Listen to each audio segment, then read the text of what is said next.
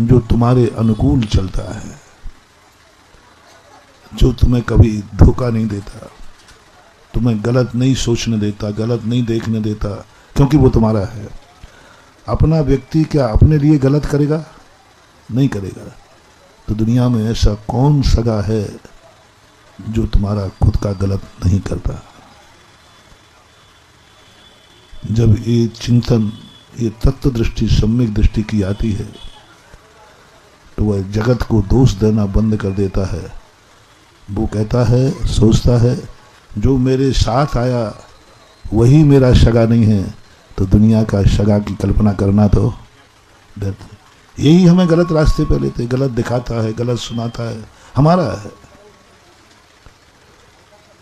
कितना बड़ा मोटिवेशन है अपने परिणामों को शांत करने के लिए।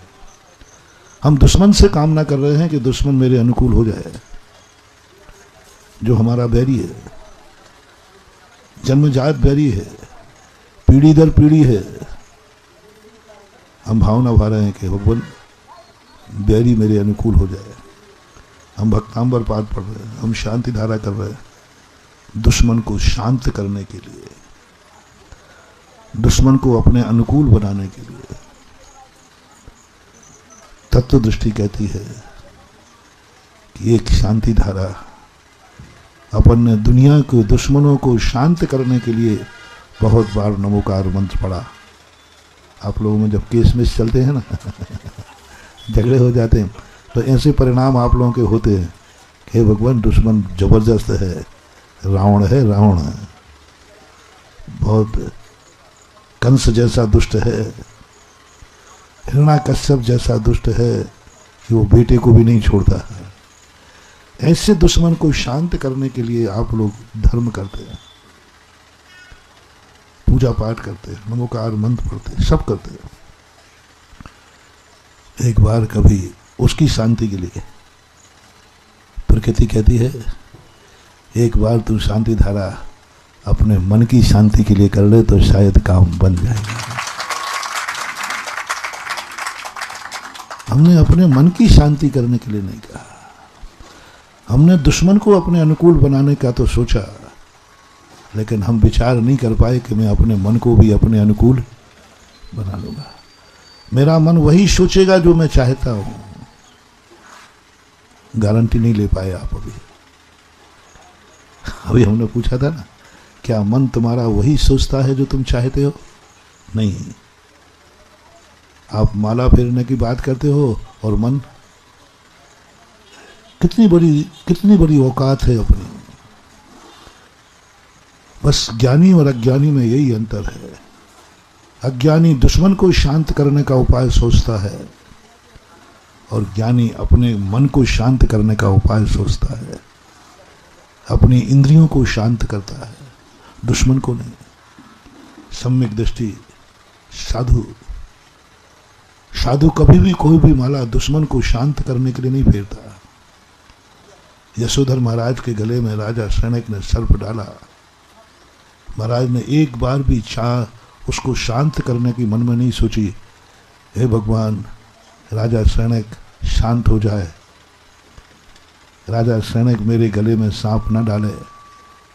एक बार भी विचार नहीं किया। पूरी रात क्या करते रहे? अपने मन को शांत करते रहे, मन को शांत करते रहे। इतना शांत किया मन को, इतना शांत किया, इतना शांत किया, क्या मेहनत की होगी रात में। गले में सांप डाला था और निरपराध को डाला था।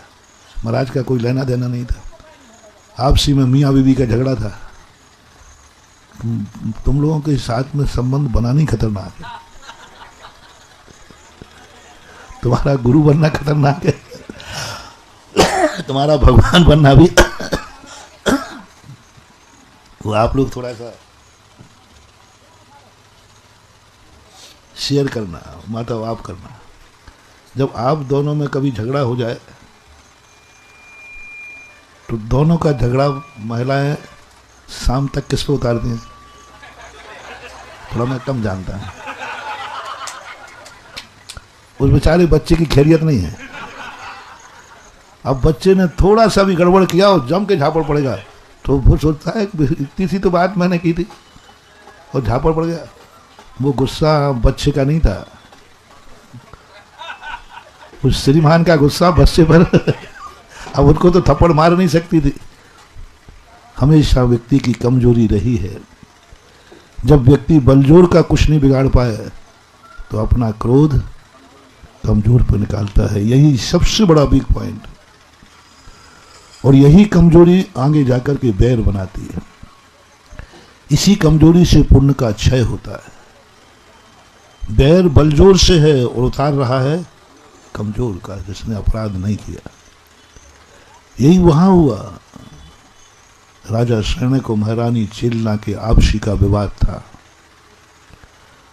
आपसी की तनातनी थी।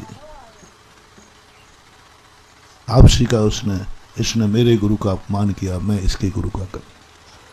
यशोधर महाराज का कोई लेना देना नहीं था शरण्य से, कुछ भी। वो तो बेचारे जंगल में थे, कभी जन्म जन्मांतरों में कभी कुछ नहीं हुआ। लेकिन बस राजा शरण्य का जो दुश्मनी थी, बैर था, कषाय थी, झगड़ा था, वो महारानी चेलना से था। तो चेलना का तो कुछ बिगाड़ नहीं पाए। आप लोग भी कम नहीं हो।